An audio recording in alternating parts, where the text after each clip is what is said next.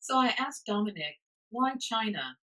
Because one has to wonder how the opportunity to go on such a great adventure presents itself. Well, now, what, 3.5 years ago, I get an email from a random guy saying, "Hey, I found your profile on the Colors website." Now, I'm not even on Team Colors anymore.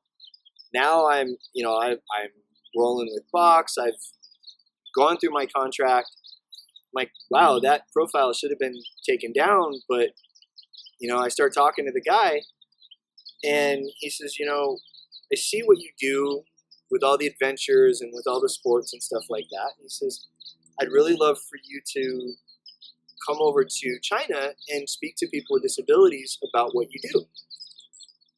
So yeah, I'd love to do that. That'd be incredible.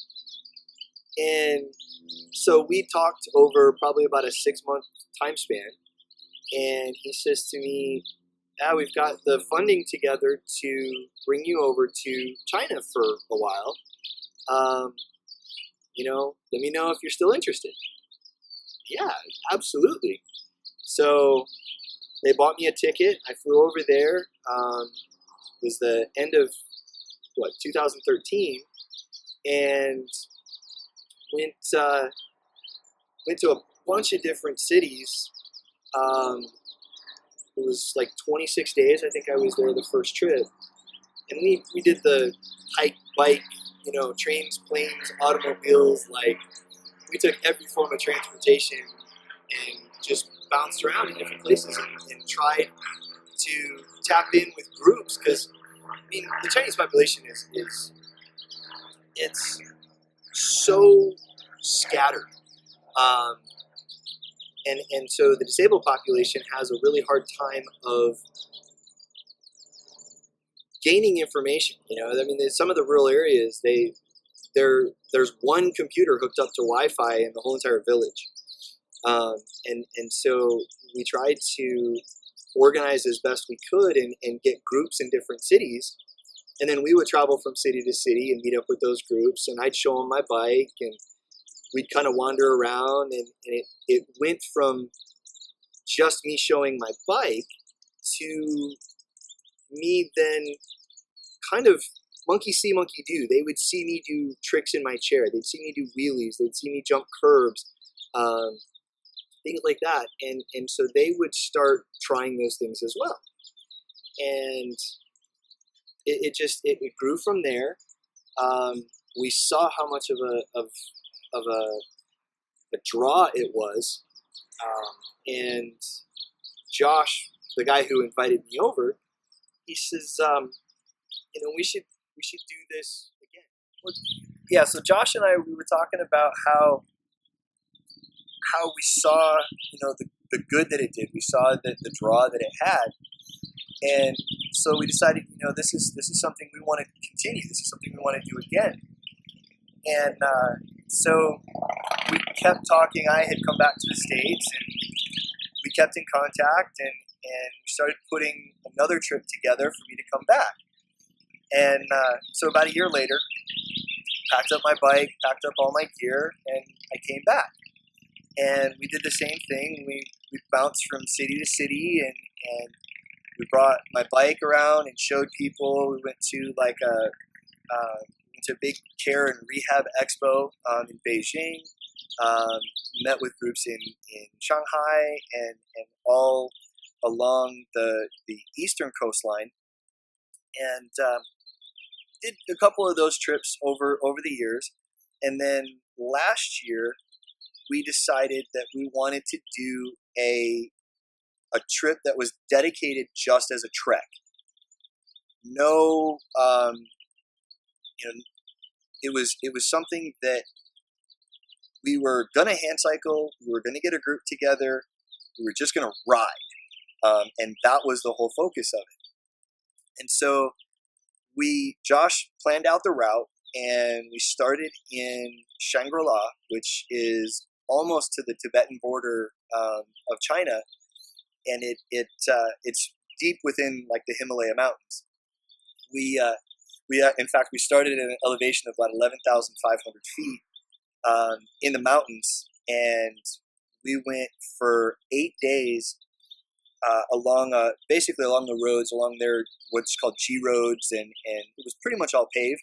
So if you're looking at 11,000 feet elevation, how does that compare to where you normally ride? I mean, you figure we're probably at what 1,500 feet here. Oh wow, okay. And you start like you figure Denver mile high, so there's 5,000, a little over 5,000 feet. That's when air starts to get thinner. Your body starts to notice that you're breathing. You know, you get a little dizzy. A lot of ski resorts, like I went up to, was it? It's Whitefish, Montana. Should be, I think it's Big Sky. It's called the resort up there, and their peak for the mountain where they ski is like 7,000 feet, 7,200 feet. And so, I mean, we were even higher than that. And I had gotten a what's called a training mask, and it's a mask that is meant for oxygen deprivation to train your body to process oxygen better. So it limits what you breathe, and it actually what it ends up doing is it simulates those higher altitudes. And you can actually put in different valves to simulate different heights. And so for the first couple of weeks before, like right before the trip, I was using the mask when I was training, when I was lifting and things like that. And I had the valve set for 12,000 feet so that when I got to China and was going to have to breathe in that thin air, that my body was more acclimatized to it. And so it ended up working out really, really well. I didn't have any problems with the the lack of oxygen with the thin air, and I noticed a little bit of decreased strength effort, but like my partner Josh, he was having like dizzy spells and things like that with the higher elevation. Had he not done the oxygen? No, he was just cold turkey going right for it, and so there was definitely a difference there. It didn't seem to affect him too bad, but he did notice the difference. And as we rode through the mountains, and we did probably 40 to 60 miles a day. We would ride pretty much from 8 o'clock in the morning until 6:30, 7 o'clock at night, food breaks and stuff along the way, obviously. And then we would send our support truck forward that had all of our gear, had all our tents and all that stuff in it. We'd send them up ahead and have them find us a camp spot. And then we'd ride up and everybody would set up camp and we'd start a fire and dinner and all that sort of stuff. And then the next morning, pack up, get all our gear, and we'd head off. And we did that for the 6 days with us 3 riding. It was myself, Josh, and our partner Wang Fong as well, who's a paraplegic. And Josh is able-bodied, so he rode a regular bike. And then Wang Fong had the other hand cycle. And we rode for the first 6 days. And then we met up with a group that we had been working with in Taiwan that is all hand cyclists. And they brought up a group of 12 hand cyclists and then 6 more able-bods. And we rode around what's called Air High Lake in Dali, which was our final destination. We just rode around the lake for another 2 days, which added on, I think it was like 70 miles. So all up we did, I think the total was somewhere around 450, 480 miles in like 8 days. And then we went to Hong Kong, we did some promo and stuff like that, and rode with some groups there. And then that was kind of another milestone in a conversation between Josh and I, saying, wow, we should really continue this.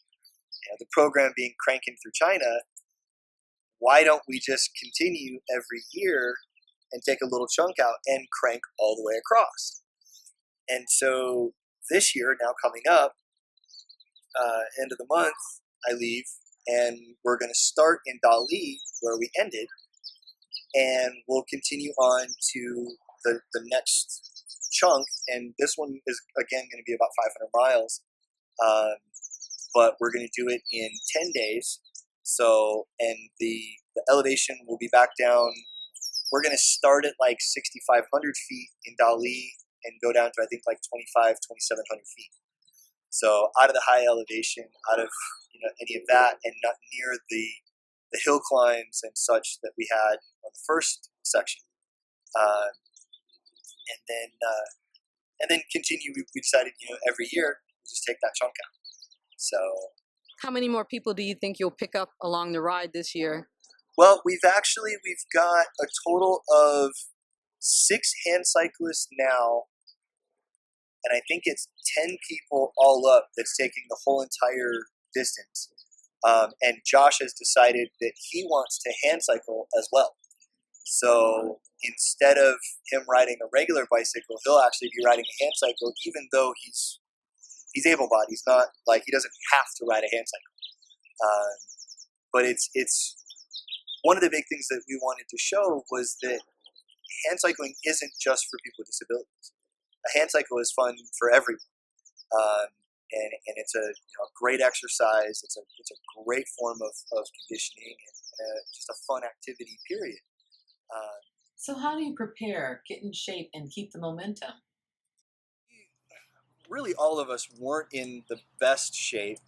And with the high elevation, with knowing that we were going to do a lot of climbs, we decided that instead of us towing our own gear like we had done in previous, that we were going to let the support truck handle that.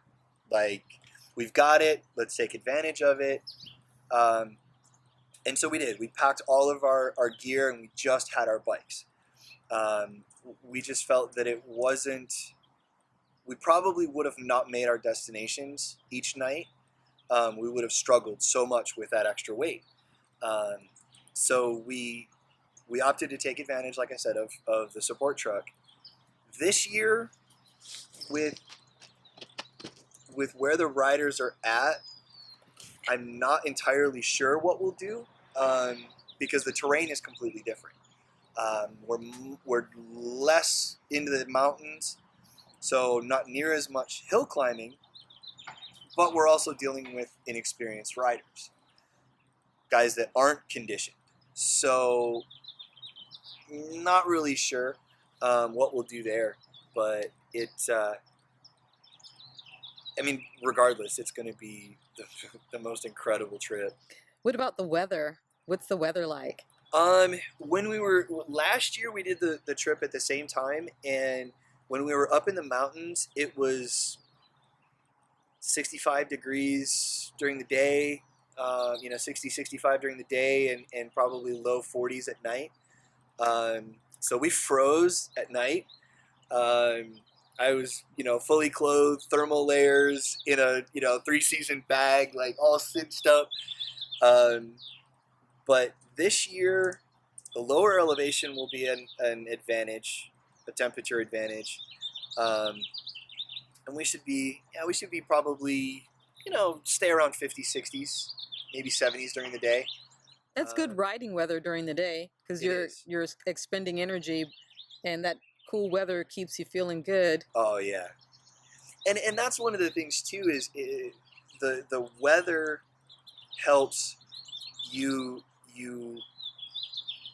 stay at an even temperature. Like, you're not sweating too much, you're not too cold, so your body's able to actually go further.